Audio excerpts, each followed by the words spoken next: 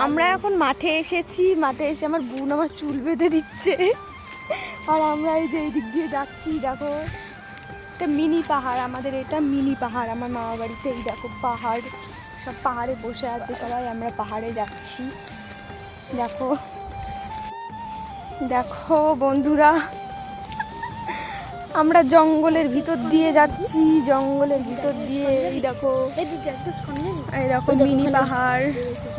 এই দেখো আমরা কোথায় ফেসে গেছি। এই দেখো আমি চলছি আর ও আমার চুল বেঁধে দিচ্ছে, তাই লোকজন দেখে বলছে ও চলছে আর তুই চুল বেঁধে দিচ্ছিস।